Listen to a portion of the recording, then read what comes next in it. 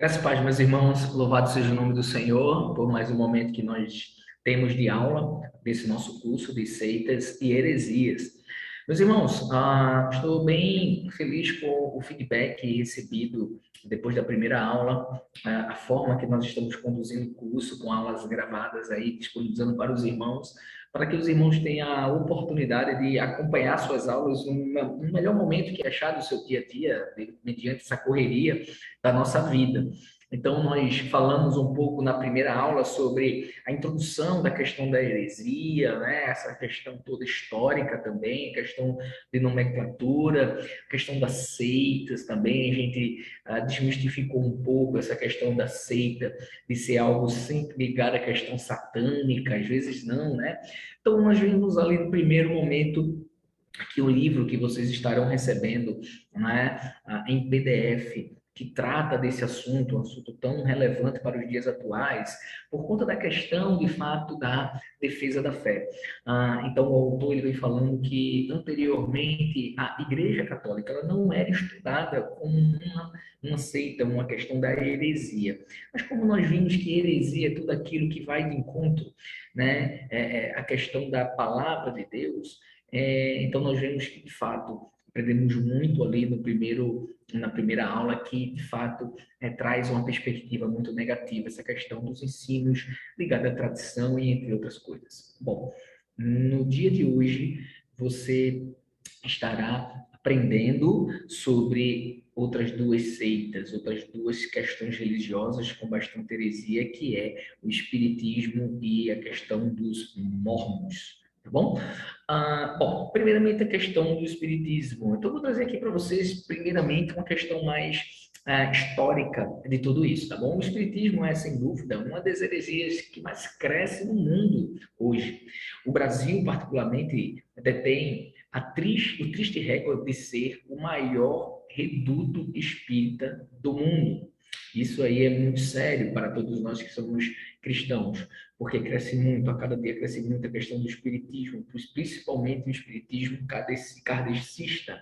Então, nós veremos hoje alguns detalhes sobre esse assunto, sobre essa religião que é, com certeza, algo muito, muito danoso para todos nós, enquanto cristãos, porque vai bater de frente da nossa fé. Em dezembro de 1847, Margaret e Kate, né, em Nova York, são duas irmãs que relatam experiências sobrenaturais. Tá? Então, a gente vai falar um pouco aqui a questão do espiritismo, como começou no mundo essa busca pelo espiritismo, mas não focando ainda na questão do espiritismo kardecista, tá bom?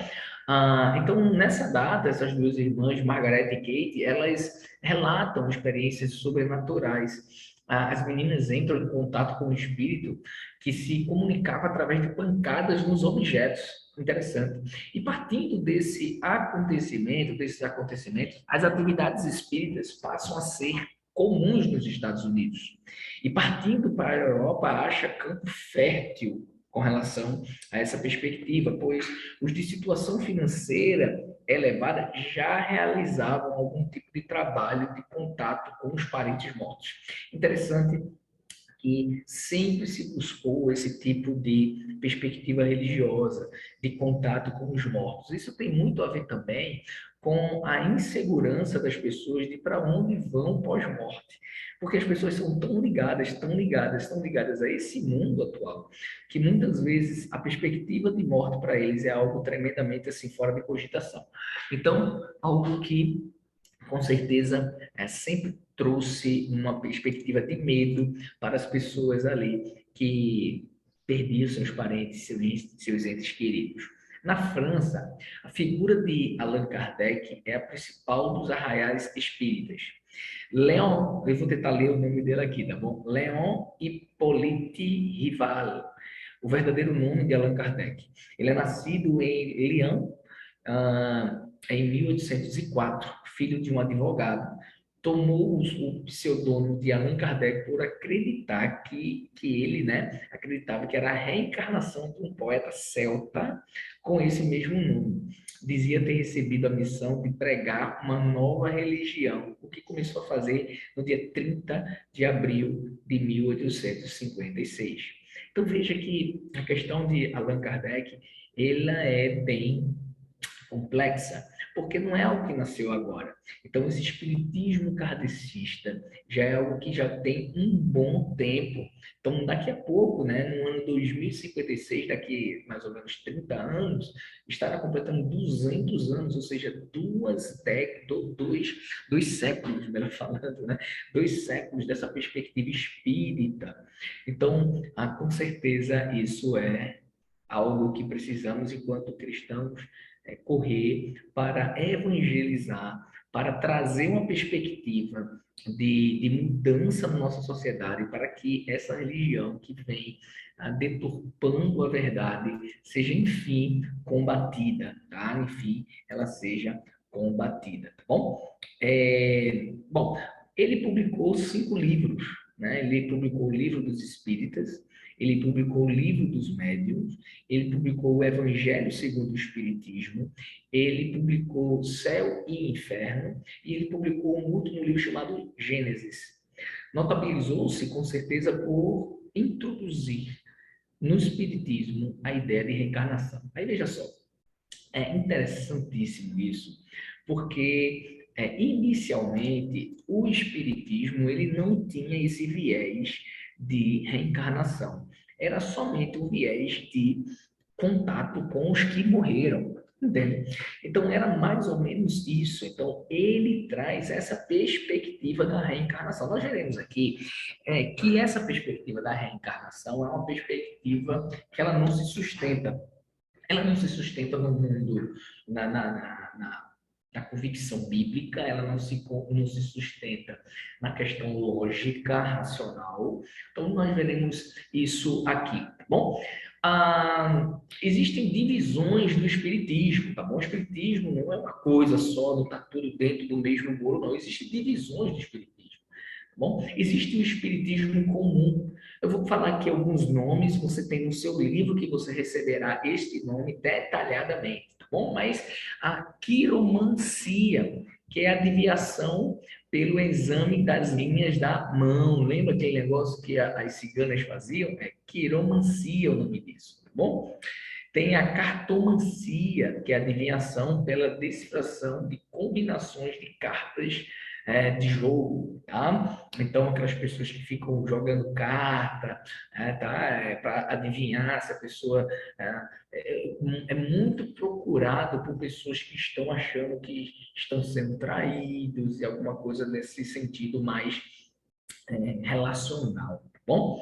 Astrologia. Astrologia é o estudo ou conhecimento da influência dos astros, especialmente dos sinais no destino e no comportamento dos homens, também conhecido como uronoscopia, uranoscopia. É uns nomes meio diferentes. Pode ser que alguns desses nomes você nunca tenha ouvido falar, mas com certeza é algo que envolve. Então, tudo isso aí são segmentos espíritas. Bom, é o espiritismo comum. Mas existem outras subdivisões do espiritismo. Você já ouviu falar do baixo espiritismo? Bom, o baixo espiritismo, eu vou falar aqui alguns nomes, você deve estar pensando, poxa, o que será isso? Mas alguns nomes você vai entender, tá bom? O baixo espiritismo pode ser a questão pode ser não, é a questão de uma religião que encontra-se principalmente na América Central. É o voodoo, o voodonismo, tá? É um culto de negros, tá? De origem animista e que se vale de certos elementos do ritual católico praticado principalmente no Haiti.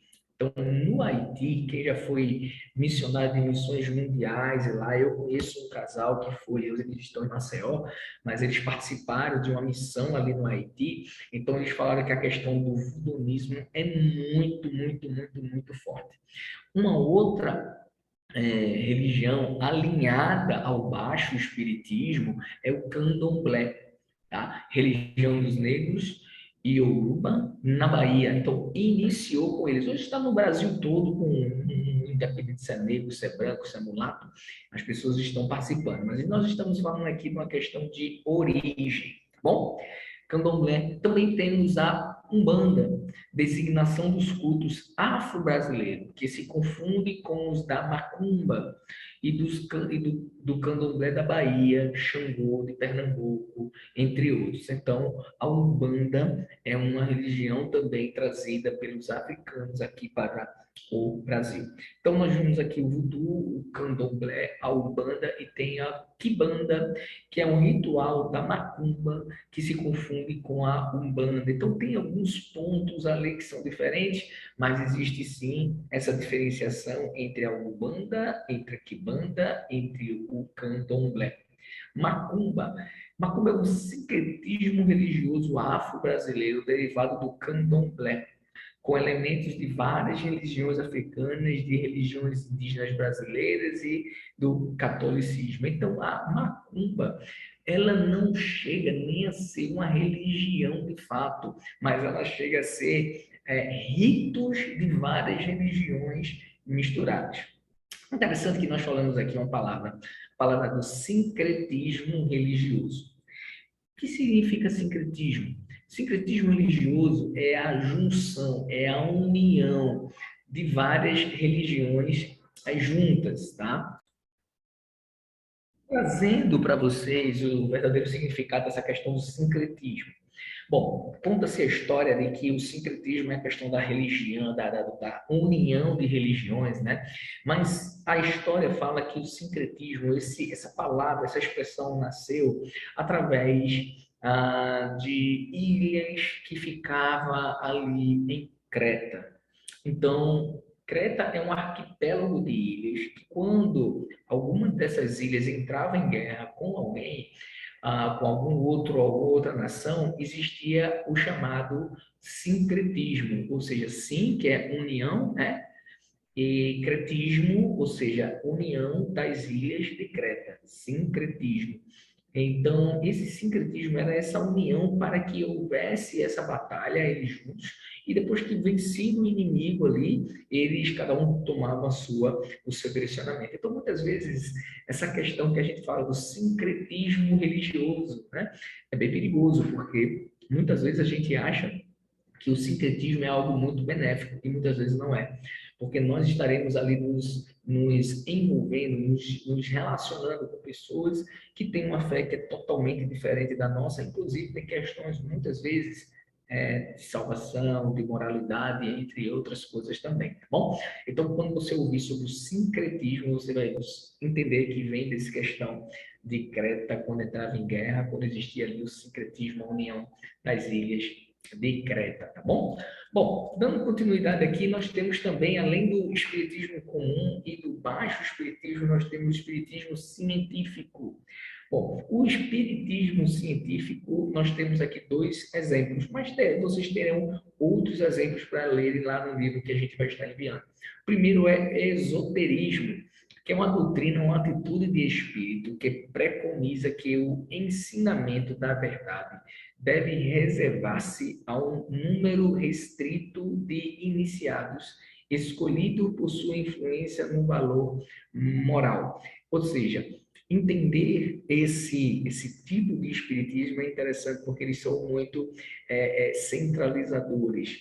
Eles entendem que somente um grupo de pessoas chega a um determinado conhecimento por conta de uma vida de influência moral na sua vida do dia a dia e eles são escolhidos através disso, escolhidos pelos espíritos que vão passando para ele todo o conhecimento, tá bom?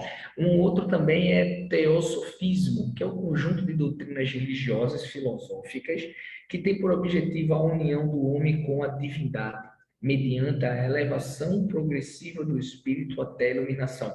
Muitas vezes o teosofismo, desculpa, os nomes são bem complicados, né? né? Ele traz essa questão da evolução, que Allan Kardec vem falar depois, por conta da questão da reencarnação, tá bom? Então já foi o início de tudo isso aí, tá certo? Bom, nós temos também agora, sim, o espiritismo kardecista.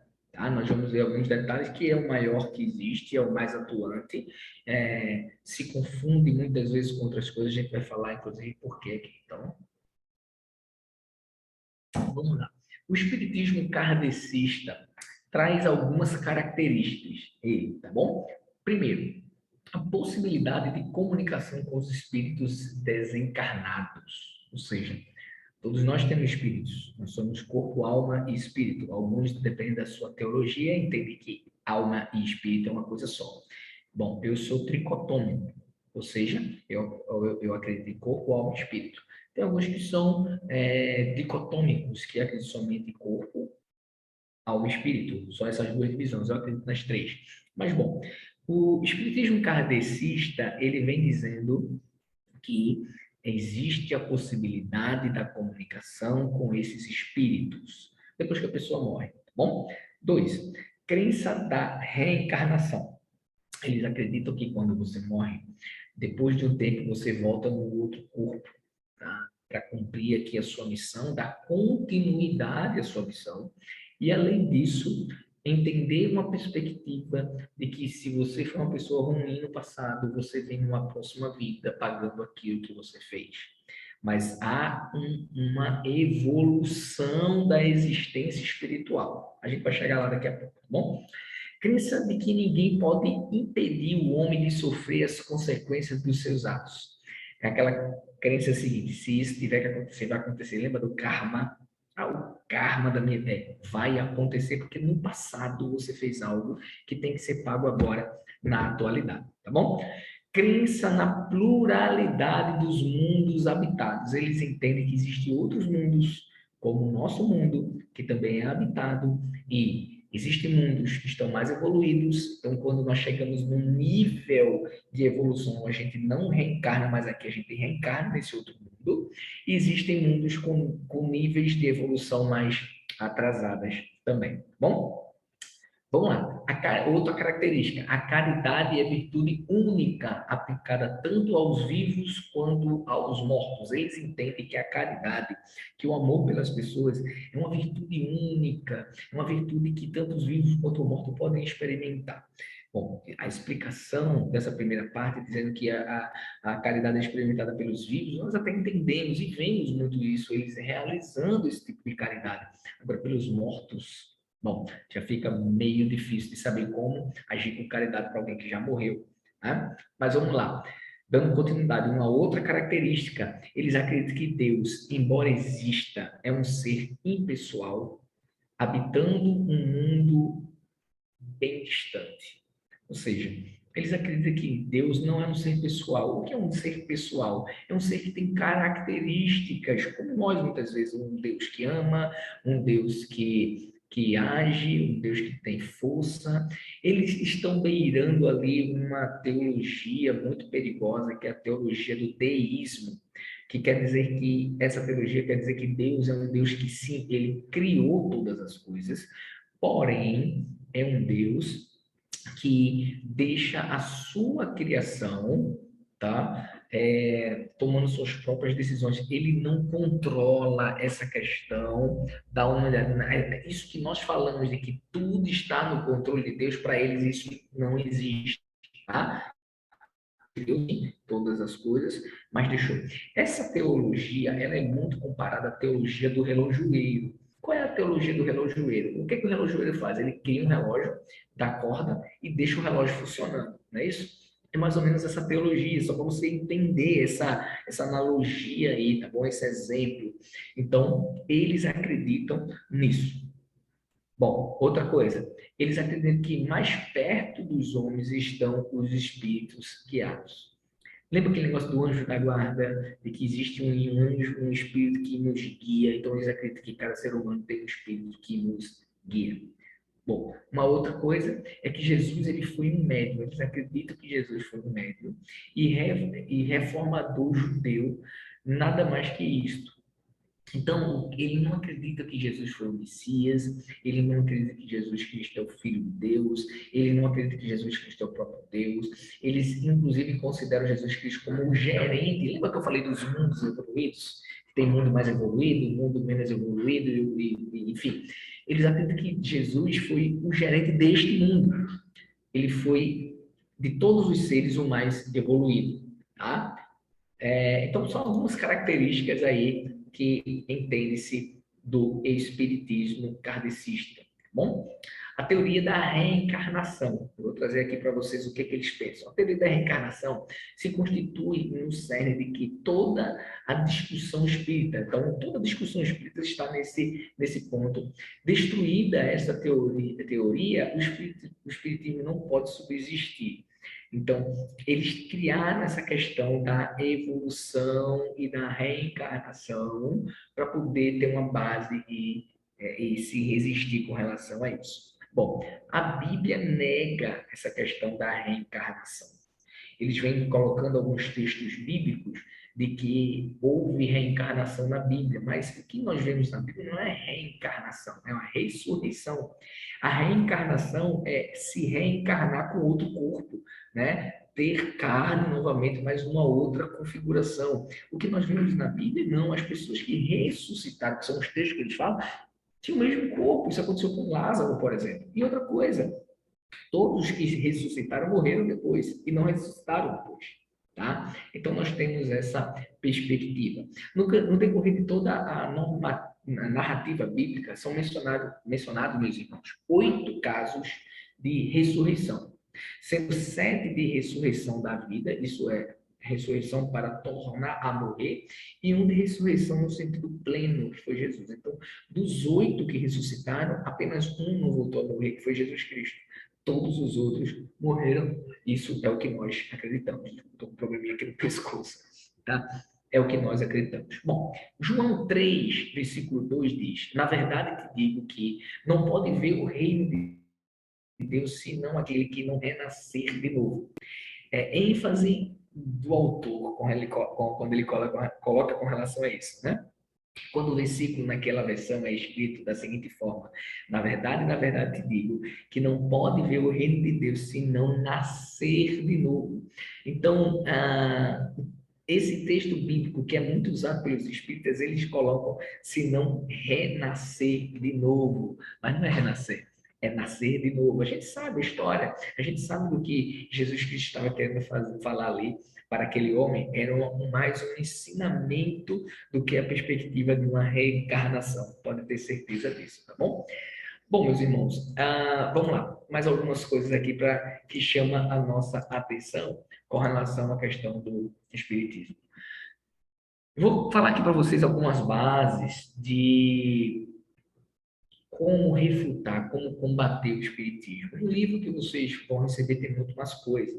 Mas vamos lá.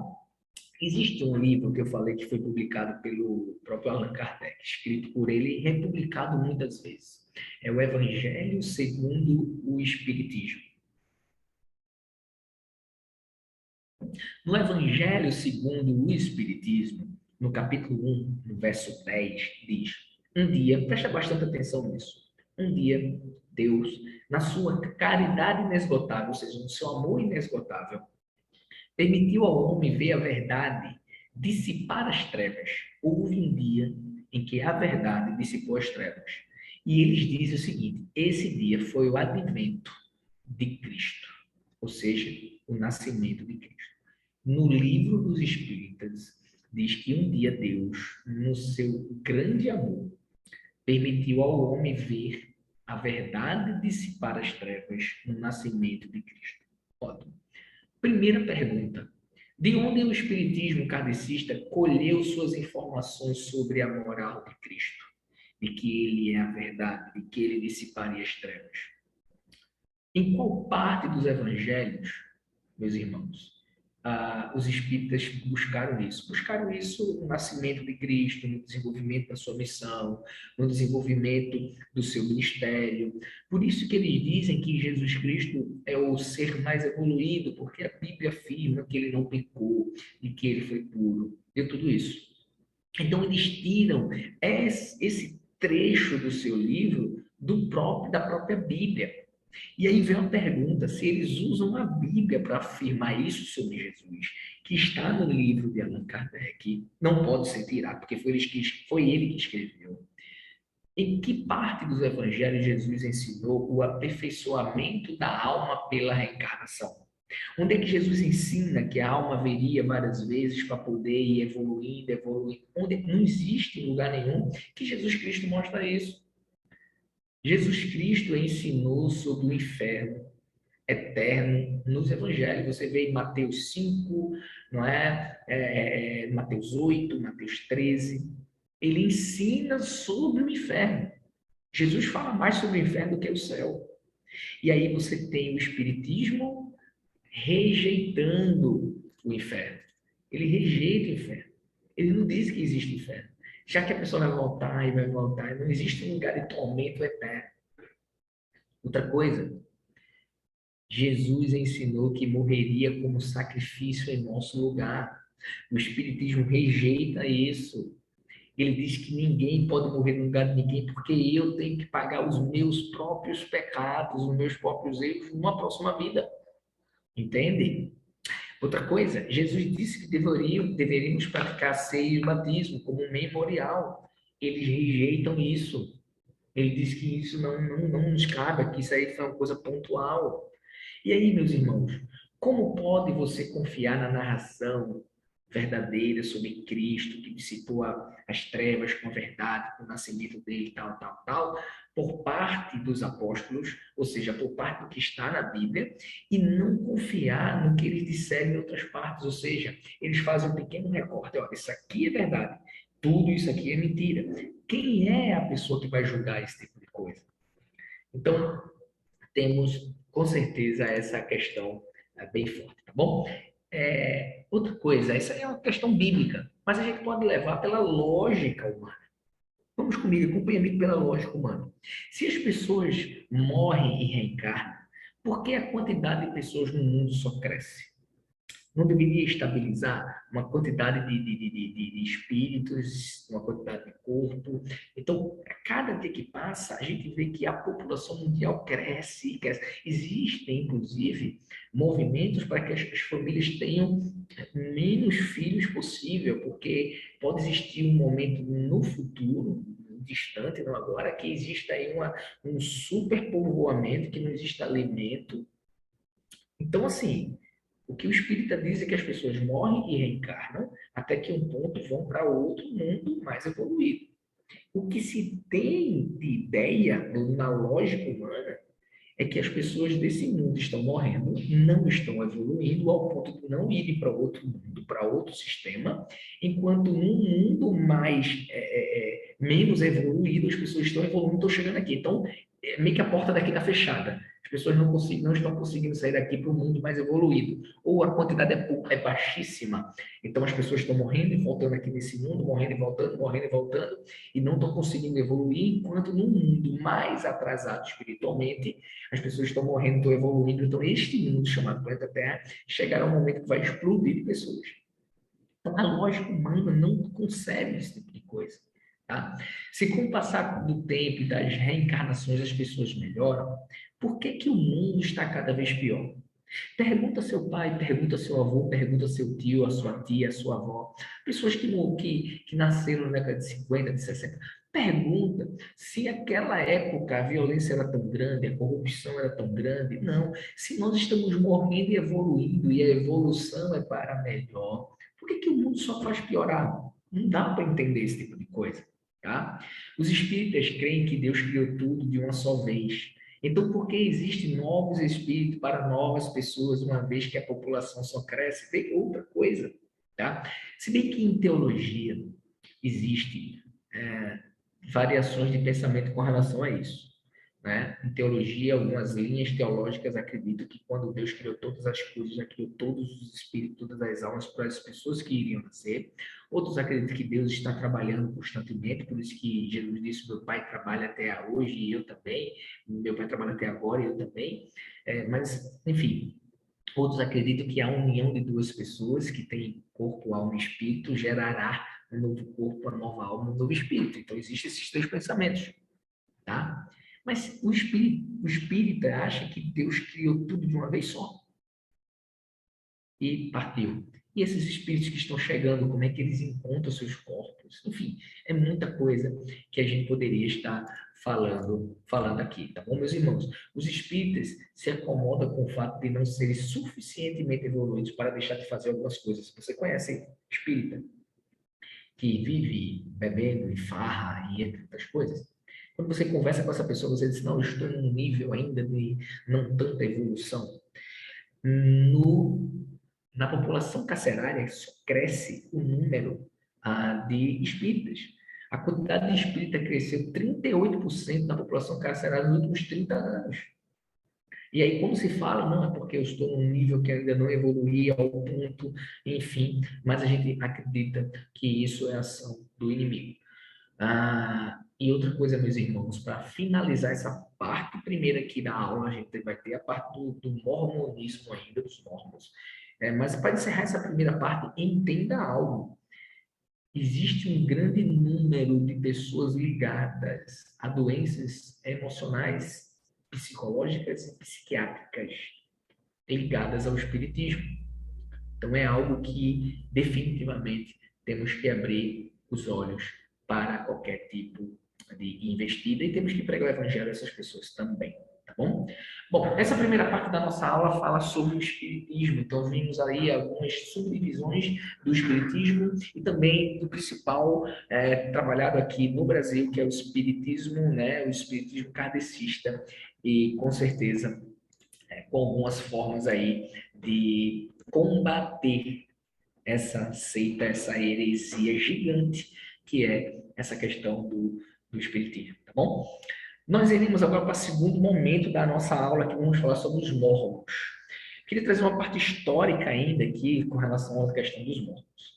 Os mormons nós conhecemos, somos abordados, acredito que na sua casa alguém já bateu, já querendo oferecer o livro de Mormon para você. Então nós veremos aqui algumas questões falando sobre os mormons, que é uma religião ainda muito, muito pequena aqui no Brasil, mas que tem crescido muito nos Estados Unidos e a tendência é que nas próximas décadas também chegue aqui de uma maneira muito forte.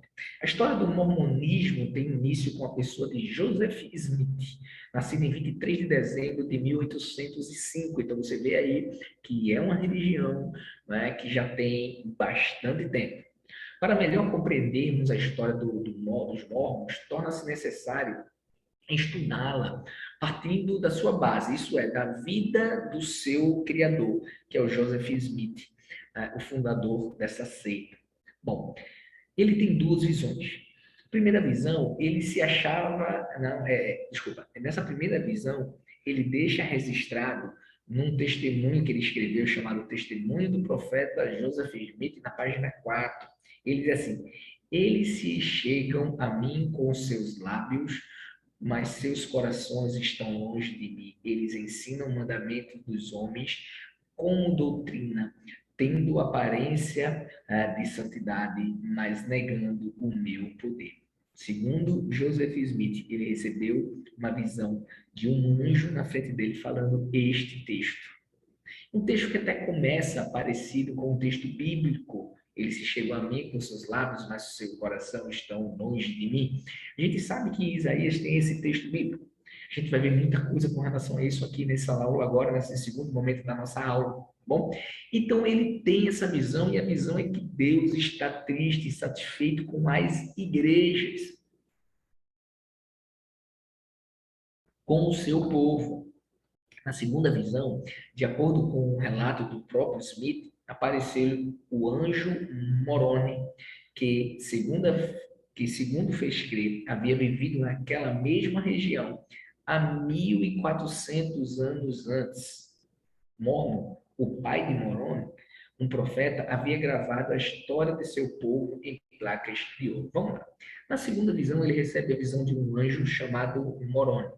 Esse anjo Moroni chega para ele e diz assim: Smith, eu e minha família e meu povo, nós moramos aqui há 1.400 antes. Ou seja, se ele estava no ano de 1.800 e um pouquinho, vamos cravar 1.800. Então, aquele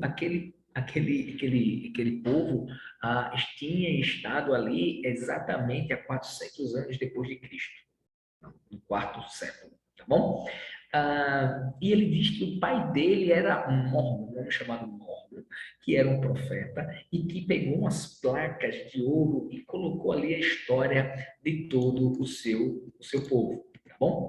Moroni teria indicado a Joseph Smith o lugar onde as placas foram escondidas e emprestou-lhes umas pedras especiais, certo tipo de lente chamada Urim-Tumim, que é algo que a gente encontra na Bíblia, inclusive, com as quais Joseph Smith poderia decifrar e traduzir dizeres dessas placas. Eram placas com um dialeto, né, uma grafia que ele não conhecia, mas o anjo deu a ele essas lentes, né, que ele colocaria e conseguiria desvendar.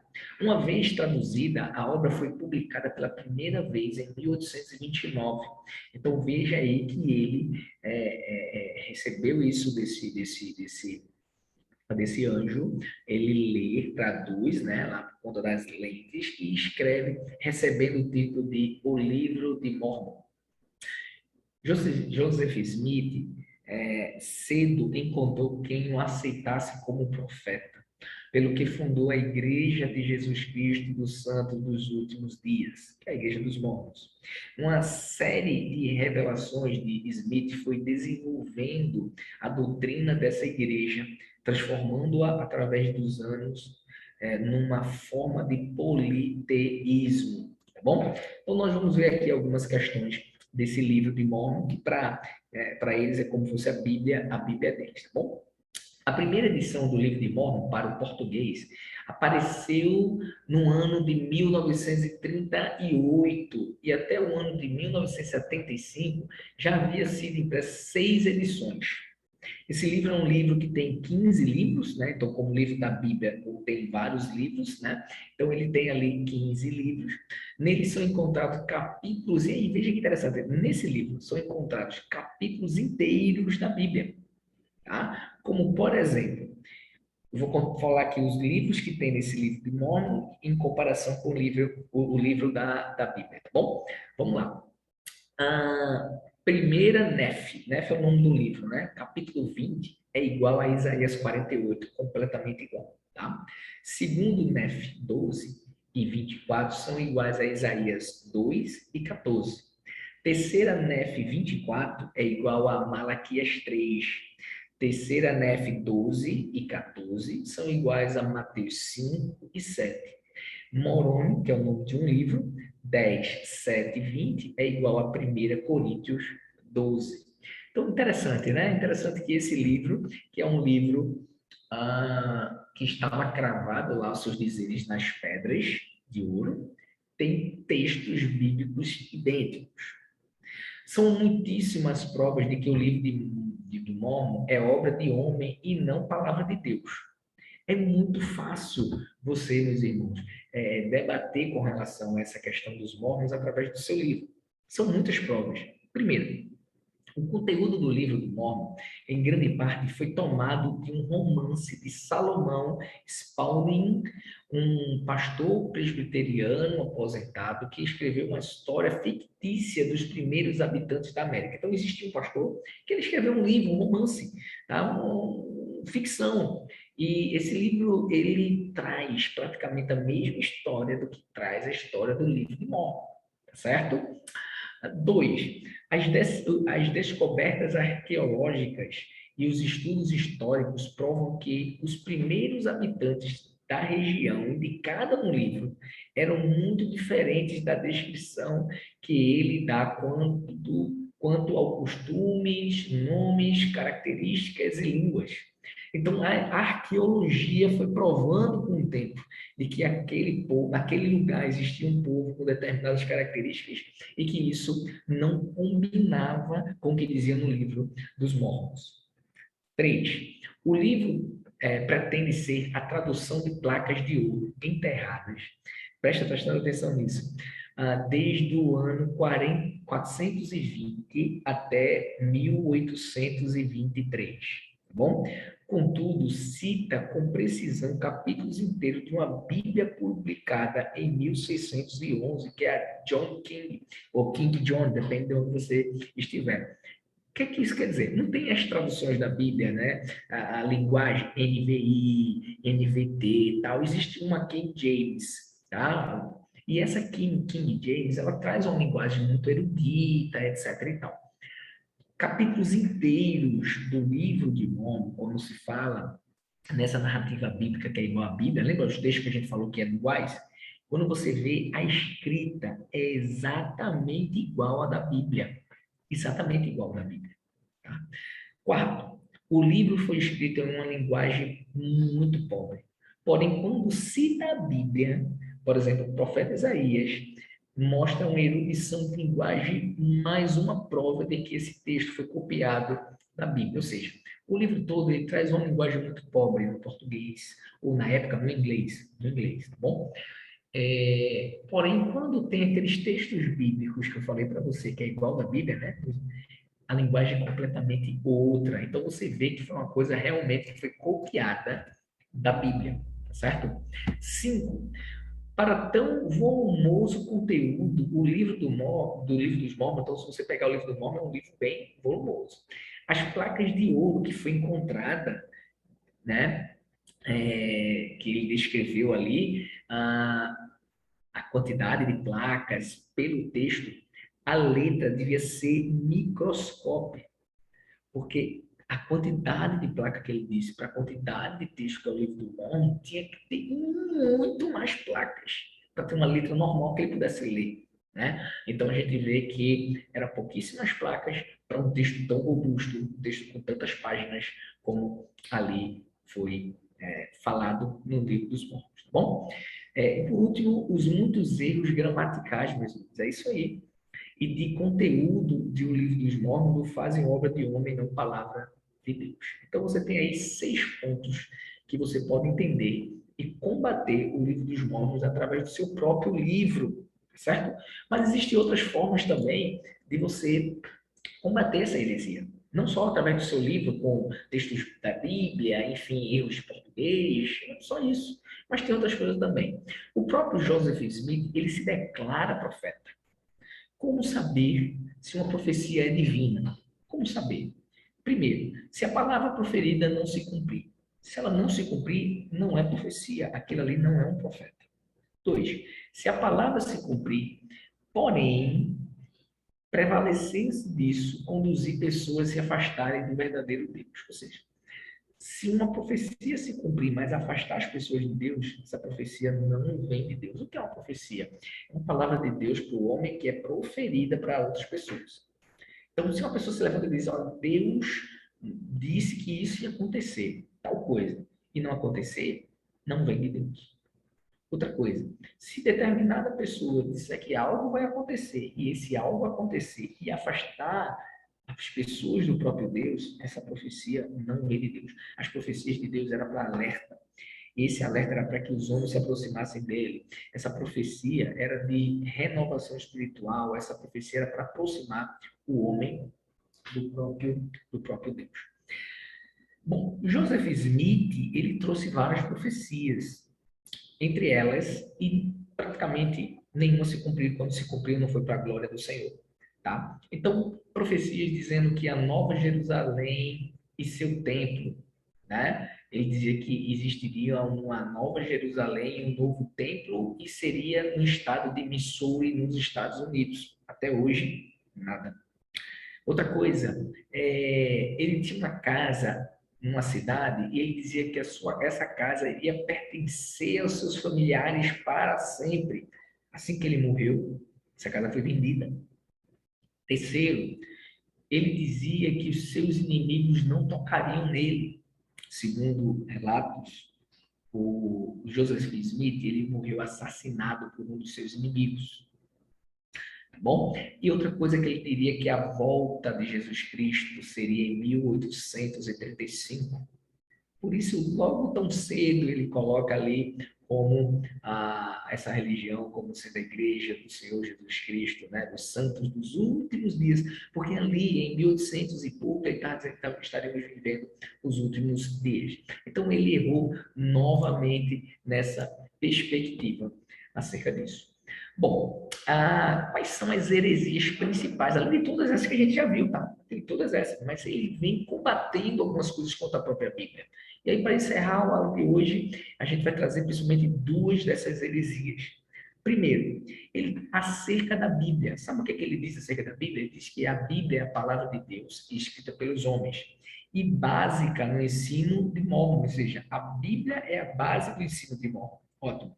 Mas os santos dos últimos dias reconhecem que se introduziram erros nessa obra sagrada, ou seja, eles dizem que homens escreveram erros ali, devido à forma com que este livro chegou até nós. Então, eles dizem que a Bíblia Sagrada contém erros. Bom, a outra heresia que eles contam é que acerca de Deus. Ele diz assim, tem um trecho aqui que eu trouxe do próprio livro, diz assim: agora ouve, ó habitantes da terra, judeus e gentios, santos e pecadores. Quando nosso pai chegou ao jardim do Éden, entrou nele com um corpo celestial e trouxe consigo Eva, uma de suas esposas. Ele ajudou a organizar o mundo. Ele é Miguel, o arcanjo, o ancião de dias, acerca de quem santos homens têm escrito e falado. Ele é o Pai e nosso Deus, e o único Deus com quem devemos lidar. Ele mistura tudo, ele mistura, ele diz que Deus era casado, tinha outras esposas, e trouxe uma das esposas para o jardim do Éden, que era Eva, e o nome desse Deus é Arcanjo Miguel, enfim, ele mistura tudo, mas é uma base de crença dos mormons até hoje. Então, meus irmãos, queria trazer para vocês tanto a questão do espiritismo quanto a questão dos mormons.